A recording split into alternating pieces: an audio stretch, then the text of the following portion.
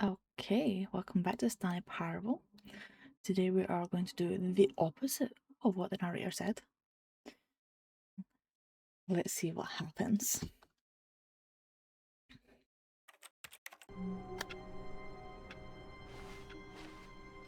A soft wind blew outside and perhaps rain started, and if it did, it stopped shortly after. Stanley hoped that he would one day see weather. Yeah, these windows are very bright. Wait.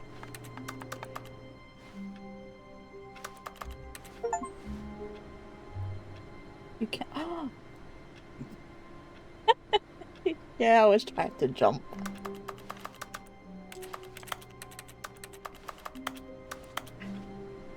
I just realized that we can't actually jump.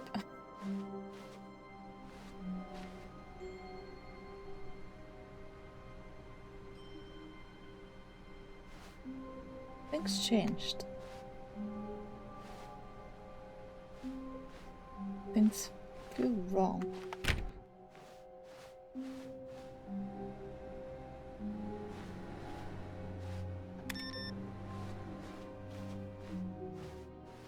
I'm still switching off all the computers. Waiting.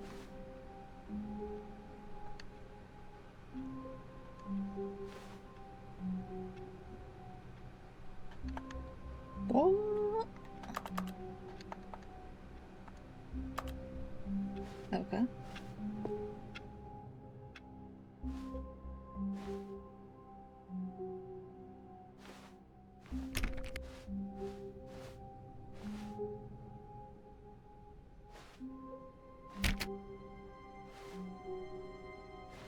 When Stanley came to a set of two open doors, he entered the door on his left. Nope. This was not the correct way to the meeting room, and Stanley knew it perfectly well. Perhaps he wanted to stop by the employee lounge first, just to admire it.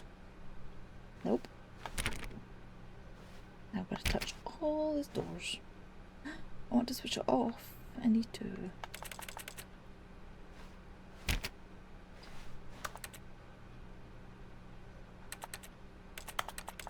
Lots of people spilling their coffee.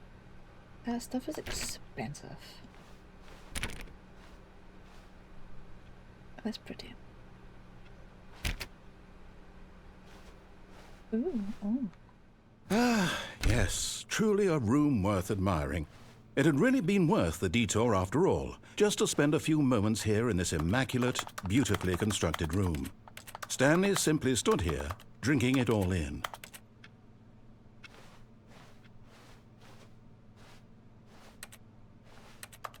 I'm touching everything. Yes, really, really worth it being here in the room. A room so utterly captivating that even though all your co-workers have mysteriously vanished, here you sit looking at these chairs and some paintings. Yeah, Really blue, worth purple, it. red, green, blue, blue, blue. At this point, Stanley's obsession with this room bordered on creepy and reflected poorly on his overall personality. It's possible that this is why everyone left. I'm taking a note of that. But at last, he'd had enough of the amazing room and took the first open door on his left to get back to business. Nope. Nope.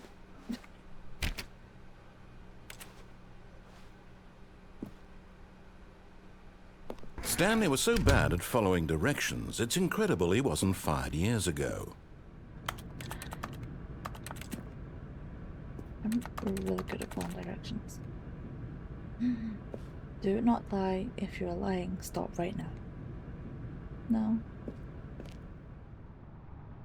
I don't think I will. Imagine having to change those light bulbs.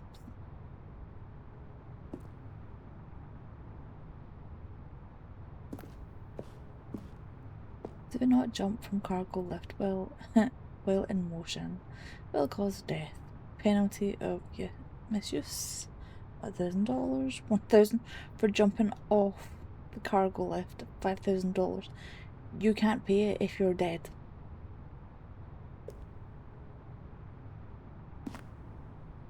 Do we just... Look, Stanley, I think perhaps we've gotten off on the wrong foot here.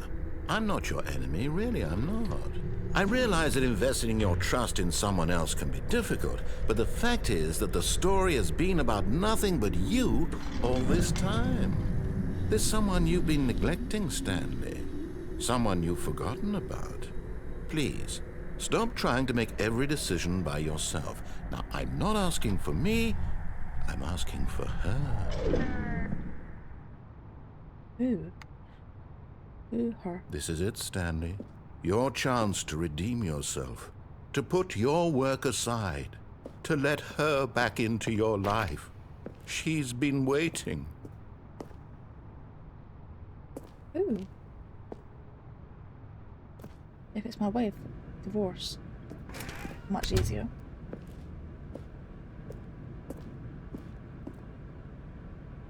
Yeah. Can I just... What's that? No. Okay.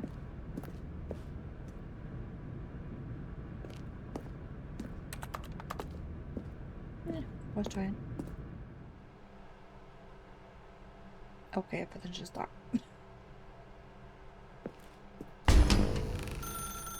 That's her, Stanley. Oh, You need to be the one to do this. To reach out to her. If you can truly place your faith in another, then pick up the phone. As Stanley picked up the phone, a white light engulfed him, filling him not just with radiance, but with hope. Hope for a life reunited one... Wait. Oh, goodness. Stanley, did you just unplug the phone? No, that wasn't supposed to be a choice. How did you do that? You actually chose incorrectly? I didn't even know that was possible. Let me double check. No, it's definitely here, clear as day. Stanley picks up the phone. He's taken to his apartment where he finds his wife, and the two pledge themselves to one another. Music comes in, fade to white, roll credits. Not picking up the phone is actually somehow an incorrect course of action. How is that even possible? None of these decisions were supposed to mean anything. I don't understand. How on earth are you making meaningful choices? What did you... Wait a second. Did I just see... No, that's not possible. I can't believe it. How had I not noticed it sooner? You're not Stanley. You're a real person. I can't believe I was so mistaken. This is why you've been able to make correct and incorrect choices. And to think I've been letting you run around in this game for so long. If you'd made any more wrong choices, you might have negated it entirely. It's as though you completely ignored even the most basic safety protocol for real-world decision-making. Or did you not grasp the severity of the situation? Well, I won't have that kind of risk on my watch. I'm going to stop the game for a moment so we can educate you properly on safe decision-making in the real world. Please observe this helpful instructional video. I'll answer the phone. Choice. It's the best part of being a real person. But if used incorrectly, can also be the most dangerous. For example, in this scenario, a hypothetical real person named Rupert has a choice. He could invent a machine that eliminates food shortages across the world to make life better for all people. Or he could spend years of hard work forgetting how to read. Which choice would you make? Remember that unlike here, the real world makes sense, and at no time should you make a choice that does not conform to rational logic. If you find yourself speaking with a person who does not make sense, in all likelihood, that person is not real. Allow the person to finish their thought, then provide an excuse why you cannot continue talking. Turn to a partner and practice saying, "My goodness, is it 4:30? I'm supposed to be having a back, sack, and crack." No. Excellent. Making choices on a regular basis is the best part to a healthy decision-making process. Most medical professionals recommend making at least 8 choices per day. Do you make more than 8? Less?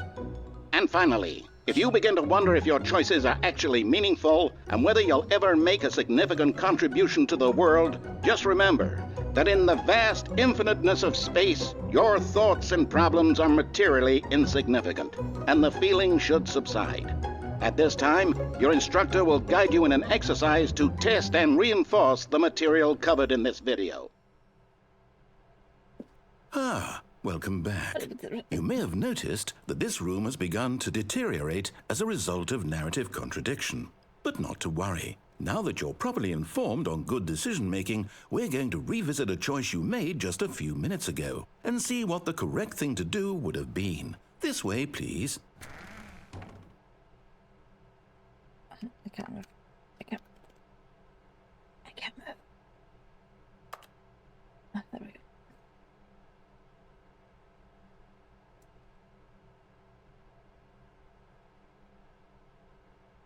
Danger. Danger everywhere.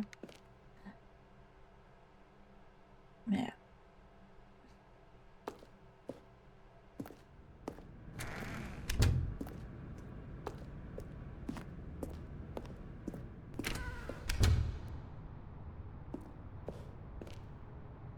Okay.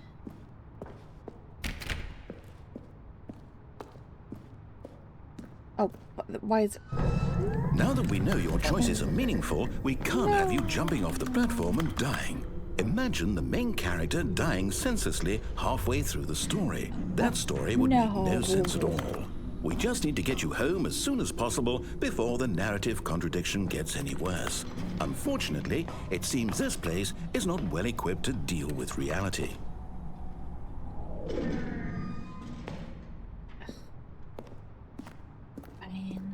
I'll go back. I'll go back. Ooh.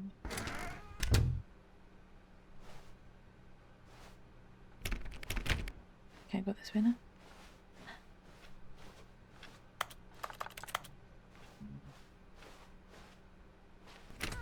Almost there. You'll take the door on the left, back to the correct ending, the story will have resolution once again, and you'll be home free in the real world.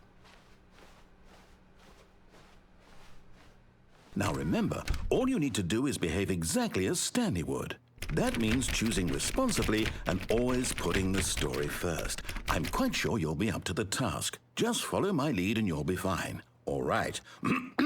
When Stanley came to a set of 2 open doors, he entered the door on his left. They're not open. No! Why did you do that? Quickly, what? hurry back in the other direction. Perhaps we're not too late. 1, 2, 3. 1, 2, 3. 4, 5, 6, B. Oh, it's just door numbers.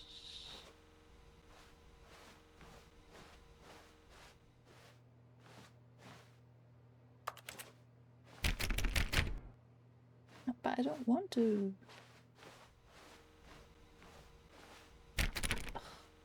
Fine.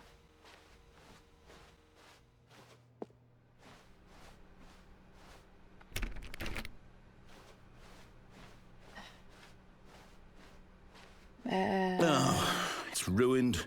I can't believe, after everything we talked about, that my story, you've destroyed my work. Why? For what? What did you get out of that? What did you think was so special about seeing the game undone, left here like so much garbage? It's worthless now.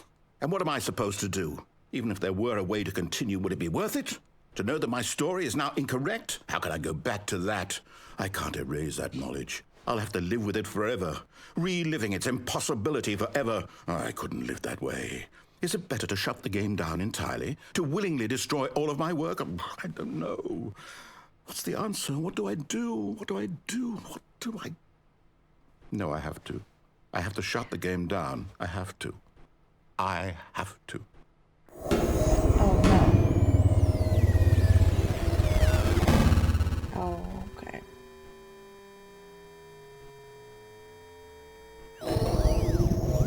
Oh no.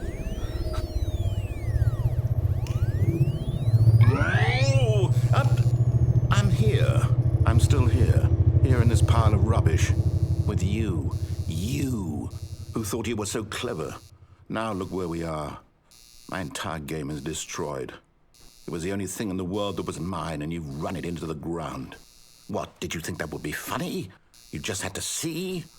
Didn't I impress upon you how important it was to be like Stanley?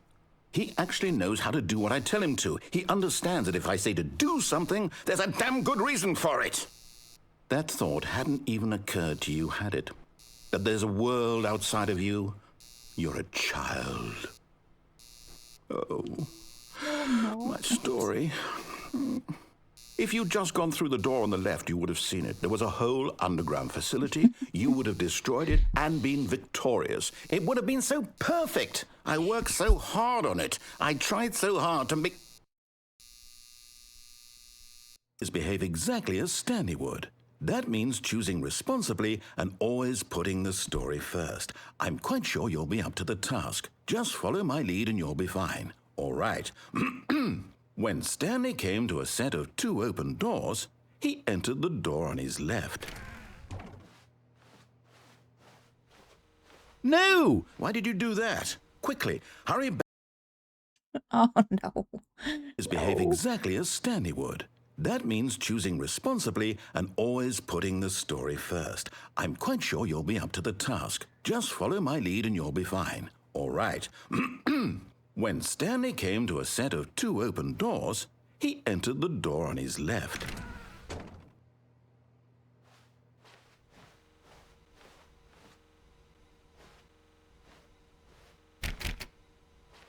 Nothing this time.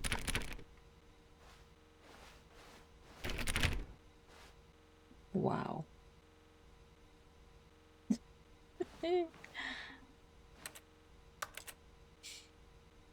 No! Why did you do that? Quickly, hurry back. Fine, I'll go the right Behave way. exactly as Stanley would.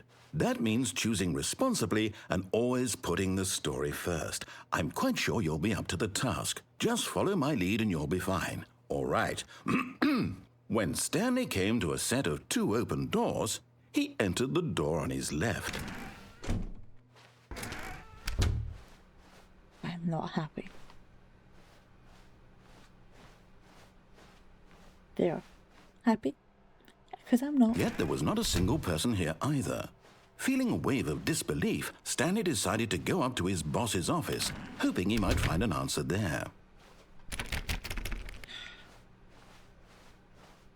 Coming to a staircase, No. Stanley walked upstairs to his boss's office.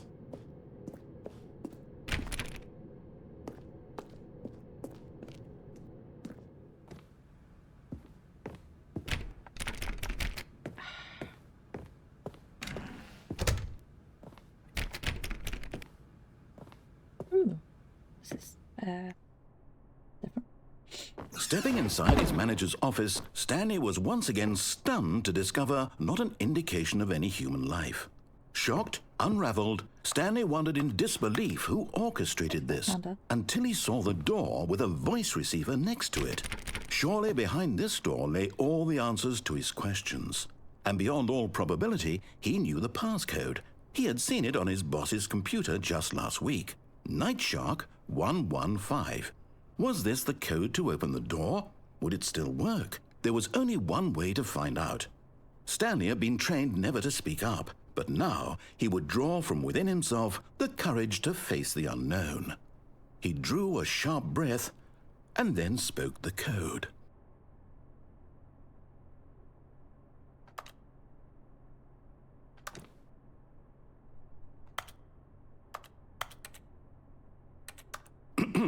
Stanley spoke the code. Night Shark 115. He spoke it into the receiver, right there on the wall. Night Shark 115?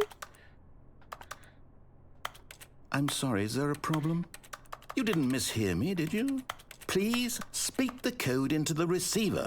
Otherwise, we can't get on with the story. This is a crucial step. Yes, yes. I think. Okay, fine, you're not going to do it, but you know what? It's pretty humiliating to bring you this far, only for you to suddenly decide you have better things to do. I asked you for this one single thing, for your respect. The kind of respect Stanley shows for his choices. He knows what it means to take a story seriously.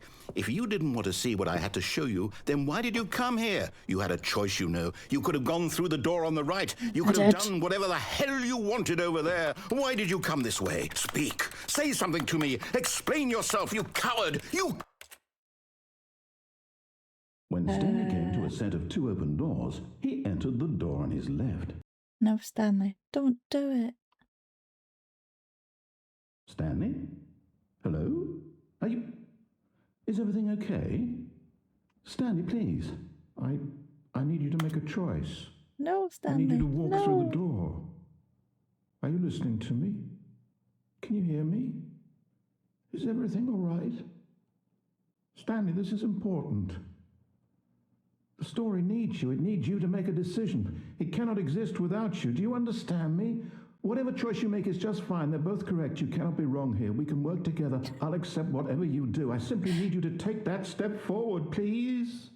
Choose. Don't do it, Stanley. Do something. Anything. This is more important than you can ever know. I need this. The story needs it. So, you hear me? Are you there? Are you listening to this? Stanley, are you there? Okay. It's okay, I can wait. You need time to decide. Time to make sure your choice is correct. That is the best choice. That's That's all right.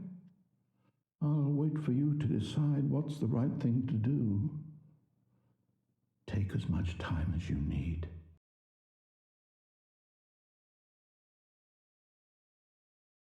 Oh, he sounded so sad. So sad. Well, I think next time we shall just play around and see what other endings we can get.